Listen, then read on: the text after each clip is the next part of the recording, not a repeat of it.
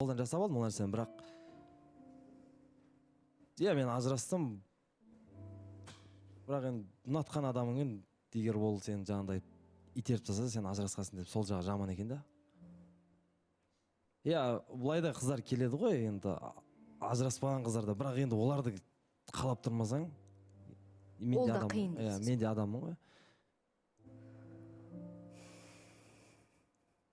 Бұлай басында енді дос ретінде сөйлесіп жүрдік, мен қалай бүйтіп сезім пайда болып қалғанын өзім байқамадым, шынын айтсам негізінде.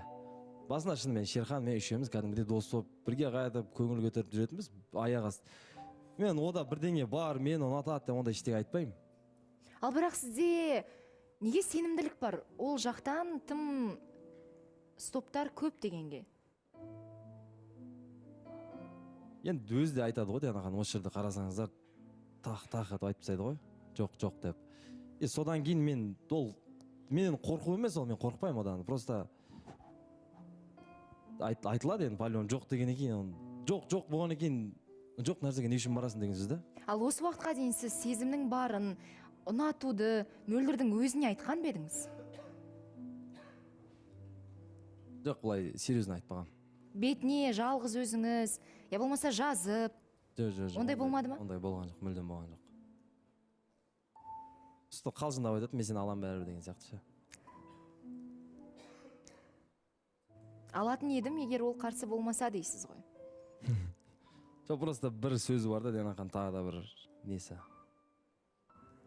Егер Данияр маған сөз салатын болса, айтпай, мен жоқ одан кетемін деген. Сізге айтты ма?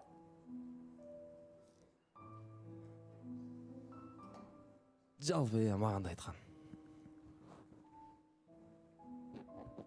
Содан кейін мен ештеңе істей алмаймын, бұл жерде бар ғой, шынымен безвыходное положение дейді ғой, сондай болды. Бірақ енді жаңа Айзат айтты ғой, енді не үшін тұншықтырасың деп. Осындай себептерден кейін сезімді тұншықтыруға болады негізі.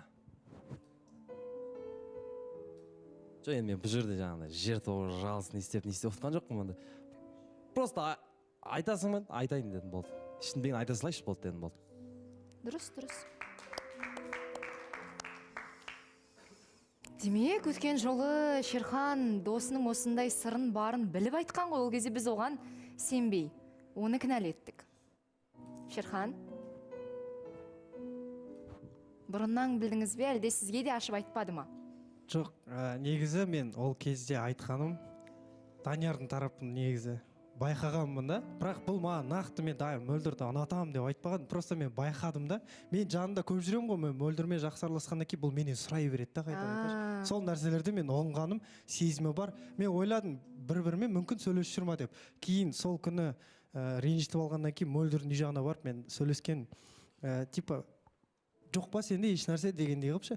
Менде жоқ деді да. Менде онда еш нәрсе жоқ деді. Даниярда мен сөйтіп ұғындым. Даниярдан сезіледі. Айтып отыр ғой, енді өзі де сезім бар екен. Мөлдір маған да айтқан, типа Данияр маған сезім білдіретін болса, жоқ одан кетемін мен деп. Негізі соны нақты тағы да сұрай кетейінші, Мөлдір негізі не кедергі нақты айта кетсең Даниярмен сенің қосылуыңа. Жоқ, өзі айтсыншы. Енді мына жерде алдында Шерхан да солай айтты ғой. Одан кейін мен де өзім ақталып шашап кеттім, шыны керек. Не кедергі дейсің бе? Сезім кедергі. Менде сезім жоқ. Басқа ештеңе кедергі емес. Асхат Ханзада, микрофонсыз. Ойбу, безответная любовь деп отырмын да. Мен негізі бірдеңке бір надежда бар ма деп ойлап едім. Былай сұрақ қояйыншы, сіздер осыған дейін өздеріңіз бүйтіп осы әңгіме жайлы екеуіңіз ғана шет жағасын бетіп сөйлесіп көрдіңіздер ма, или тек қана Шерхан арқылы болды ма бұл? Сен қыздың өзімен сөйлестің ба деген ғой, сезіндің ба? Қыз мүмкін бір какой-то бір халықтың пікіріне байланысты нет деп отырған шығар, ата-анасы нет деп отырған шығар, бірақ қыздың ішінде бірдеңке бар шығар. А қазір может ана айтқысы келмегеннен айтып отқан шығар осының бәрін. Негізі жаңа сезім деп отырсың ғой. Мөлдір мен түсінем. Адамда сезім енді бірден айтып келмейді, бір уақытта келмейді деген не ғой. Бірақ сен менің досым ретінде айтайын, саған кедергі сезім емес, саған кедергі оның ажырасқандығы мен жаңа сондай бір үлкен бір сол нәрселер ғана саған кедергі сияқты негізі.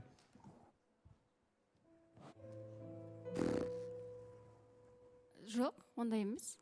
Просто мен оны қалай айтсам болады, менен сұраған негізі қатысушылар, егер де Данияр ажыраспаған болған болса, 3 баласы жоқ болатын болса, сен оны кәдімгі жігіт ретінде көре алатын ба едің деп. Мен олай көре алған жоқпын. Өйткені по факту 3 баласы бар ма? Бар, ажырасқан ба? Ажырасқан. Оны былай ойлап та көрген жоқпын. Ойлайтында да ештеңесі жоқ. Дұрыс қой енді, иә, мен де түсінемін. Негізі егер ертең менің қызымды да ажырасқан біреу сұраса, мен де жоқ деп айтамын негізінде. Ата-анасын бүйтіп. Бұл жерде мен бүйтіп өз-өзіме сұрақ қоямын. Неге дегенше просто. Бұл жерде мөлдір сені қинап мен өзіме қосып, мына жерде мен сені жақсы көремін, сен маған қосылшы деген нәрсе емес просто. Просто айтып тастайшы дедім, болды. Аха.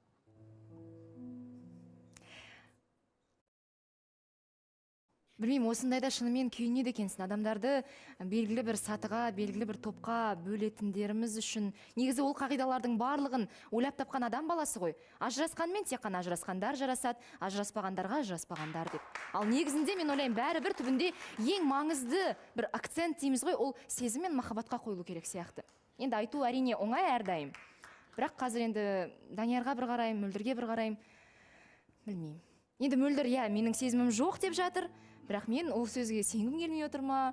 Білмеймін, ол менің жеке проблемам, әрине. Негізінде андай да, енді осындай ажырасқан деп айтып жатса, бір ана бір ол бір шет мағына тиіп кете береді, бір мақтамен бауыздағандай болады да. Бірақ біздің қандай кемшілігіміз бар деймін да, ол өмір өтті, мысалы бәрінде қателік болады.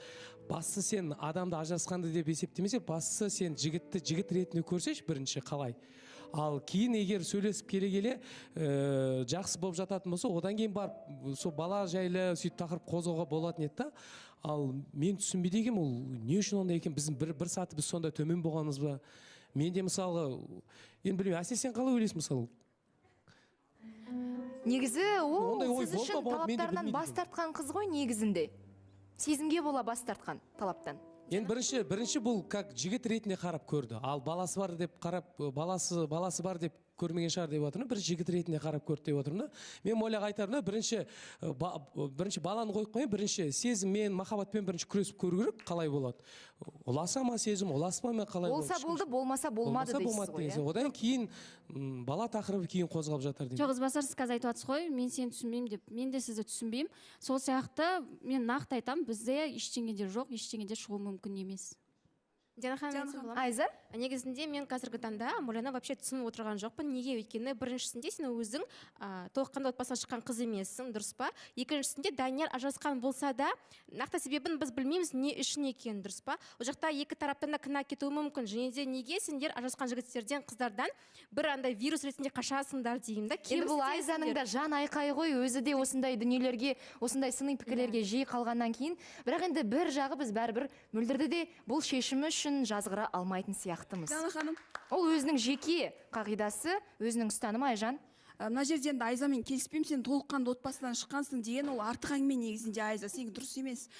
Сосын бәрібір де Диана ханым, біз қанша қарсы шықсақ та, махаббат десек те, сезім десек те, біздің ұлтта, біздің қазақтарда мынандай бір не бар жаңағы. Болсаға аттамаған қызсың ба, сен де үйленбеген адамға үйленуің керексің деген бір қағида бар бәрібір де. Мүмкін ойлаймын енді бүгін Данияр мен Мөлдірдің әңгімесі бүгін бірінші рет шығып отырған жоқ. Мүмкін Мөлдірдің анасы, ата-анасы сонда шектеу қойған шығар.